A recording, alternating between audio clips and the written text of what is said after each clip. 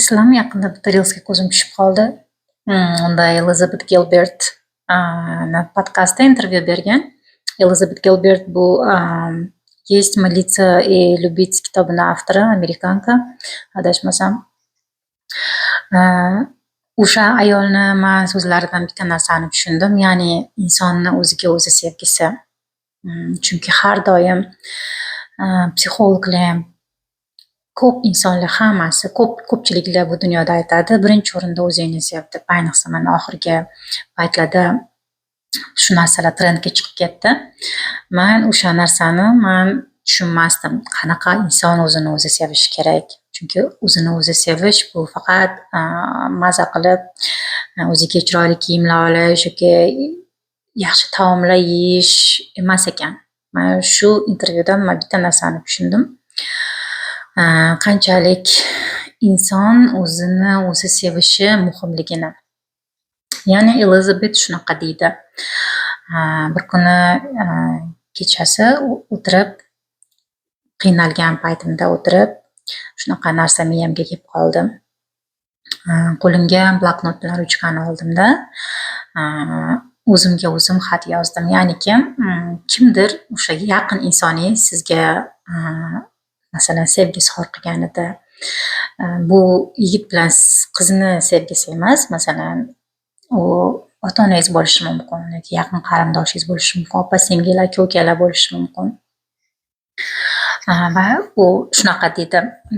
Shunaqa narsalarni yozdim. Ya'niki men seni juda ham yaxshi ko'raman. Sen bilan nima bo'lishidan qat'iy nazar, qanaqa inson bo'lishingdan qat'iy nazar, kambag'almisan, boymisan, yaxshi insonmisan, yomon insonmisan, men seni baribir yaxshi ko'raman. Sen meni borlig'imsan. Sen meni butun dunyoyimsan. Sen даже o'lganingdan keyin ham men seni yaxshi ko'raman. Sen meni eng yaqin insonimsan.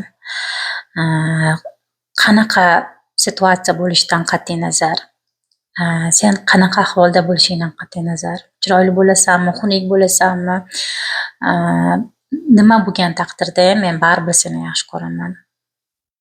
Sen meni eng yaxshi ko'rgan insonimsan va men seni butun borlig'im bilan yaxshi ko'raman deb aytadi.